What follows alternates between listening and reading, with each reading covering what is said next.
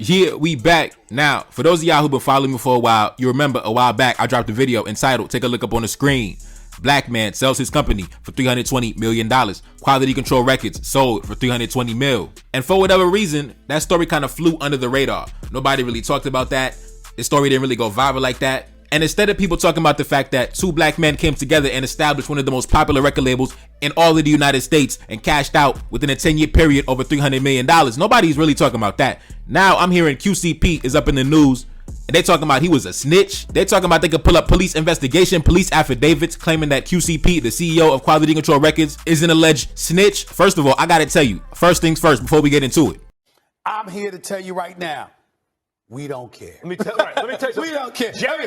All right, we back now. As you can see by the headline, it reads, paperwork has dropped of QC CEO Pete Thomas that he told on a man that shot at him and killed his brother. Now, before we jump into the footage, take a look up on the screen at the man that's going to be delivering this footage, right? Now, listen, it is what it is, man. I don't judge a book by its cover. And I'm not too familiar with the content creator, but as you can see, that tweet got over 4 million views, so obviously it's going viral. And I believe this gentleman goes by the name of 1090 Jake. I'm not too familiar with his work. Get in the comment section, let me know what he does. In my opinion, he looks like a goofy. But anyways, let's run the footage. Commonly known as P, the CEO of Quality Control Music. P stated to the investigator he was at the mall when he recognized the man he knew as Keon. P told the investigator Keon was the same man who previously shot him and killed his friend, which led to the warrant for murder.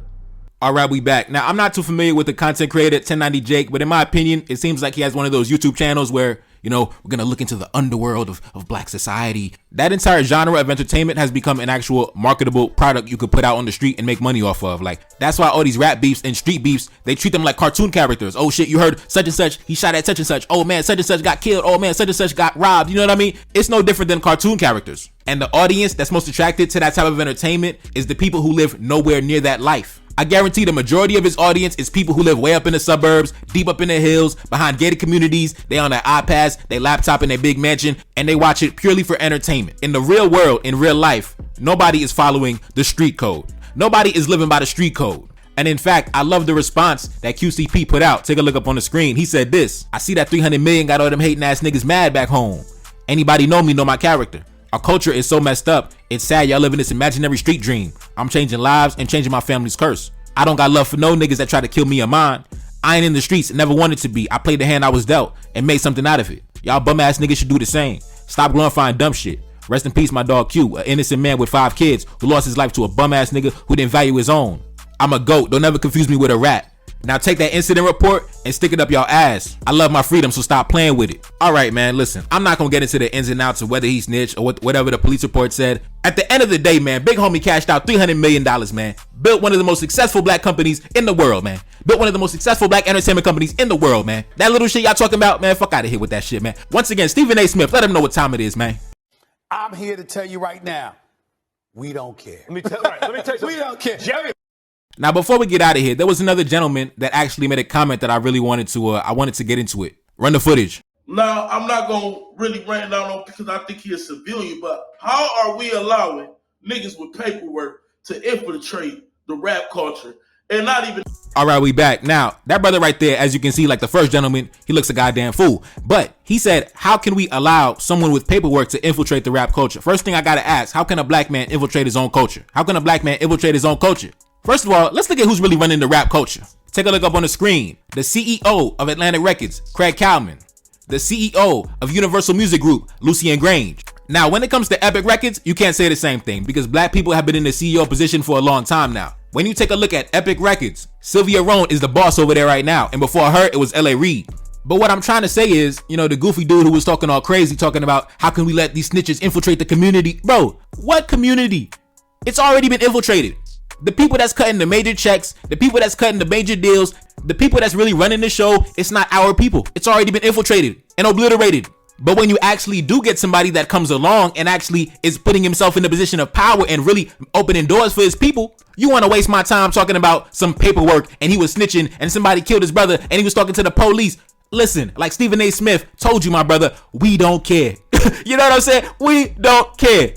And let me tell you this, it's not gonna be a long video. If you still at the level in the street life where you still running from the police and you don't got police on payroll, you don't got governors, you don't got senators, you don't got real heavyweights on your team on speed dial, you are not no big boss man in the streets. You is not no big heavyweight in the streets. You still a little small fry up in the streets. Cause the real gangsters, the real heavyweights up in the streets that could really get you whacked and never spend a single day in jail. Bro, matter of fact, hold up, cause y'all don't understand what it is, man. Y'all don't understand how this shit go for real, man. Take a look up on the screen. Y'all remember I did a video on this topic a while back. The headline reads, the billionaire oligarch who's enabling Haiti's murderous gangs. Businessman Gilbert Bijo is facing penalties for his alleged involvement with the violence that's engulfed the country during Prime Minister Ariel Henry's corrupt reign. And take a look up on the screen. The only penalty that he's ever suffered so far is Canada freezes the assets of 3 Haitian businessmen over gang links. But as we speak, Gilbert Bijo is down in his Miami mansion, motherfucking smoking a cigar and eating a big plate of food like a big boss man. At the end of the day, because you know why? Because he's connected all up and down the US government. And in fact, Big Homie is living so luxuriously and so comfortably that his granddaughter is up on Instagram flexing a $100,000 outfit. Take a look up on the screen, run the footage. I love your outfit. Where is the blazer from? Maj. Maj, okay. And what about the denim? They're my sisters. Okay. Shoes? Chanel, Dior. Yes. Glasses? Rude. Okay. Vintage. This is Cartier. Yes. What type of AP is it? Do you know the style? Royal Oak. And this is from my jeweler. Vintage family ring, also vintage Cartier and Van Cleef. So nice. So I have one question for you. What inspires your fashion? My mom. Such a great answer. Thank you. And I say all that to say, not to glorify him, never to glorify him. It's fuck him forever. But what I'm saying is this, that little small shit that y'all be doing in the streets, that little small shit, that niggas think is really popping in the streets, thinking you got power in the streets. Nigga, you don't got no fucking power, nigga. You don't got no power nowhere, bro. You a small fry, you a peon, you have no power. When the police come, you run. When the police come, nigga, you get the fuck up out of there. The real street gangsters that's international with this shit, got billions of dollars undercover in the bank with this shit. When the police come, they don't gotta run nowhere. You know why? Because they connected with the governor, the senator, and the goddamn president. And in fact, they got multiple presidents in their goddamn cell phone. The president of the United States, the president of France, the president of Canada, the prime minister of the United Kingdom. What I'm saying is, listen, bro, fuck your street code. That street code don't come with no power, no prestige, no connections, no nothing. And anybody who sits around watching these type of YouTube videos, you a goofy. If you sit around getting invested into these street beefs, these rap beefs, like it's a goddamn soap opera, you a goofy. In real life, in the real world, wherever P goes, wherever QCP goes, he's always gonna get respected. I don't give a goddamn. All y'all do sitting around talking about the street code, don't nobody cares about that dusty ass shit y'all talking about. QCP is always gonna get respect everywhere he go. And y'all boys still gonna be on the goddamn corner, drinking a goddamn beer, smoking a cigarette, looking crazy, looking stupid, looking dusty, looking bummy. It is what it is, man.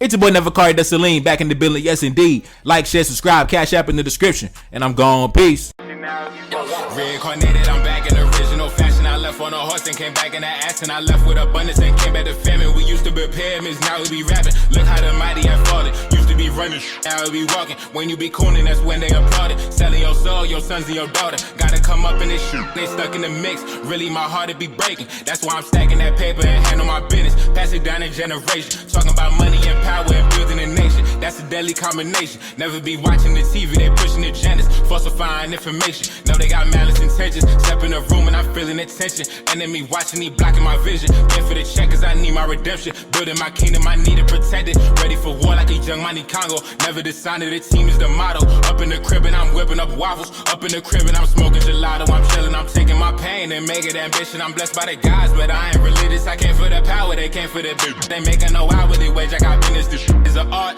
and they could never be taught. Selling my soul, I can never be bought. Play with my money, I see you ain't caught. Run to the check and I do it for sport. Babylon falling, I go to the source. Packing my luggage and go overseas. Shorty be with me and she so elite. Shorty be chocolate, I'm calling her Hershey. Secret intelligence probably gon' murk me. Don't fuck with brands, cause nigga I'm Haitian. Say the wrong shit and you're smacking their faces.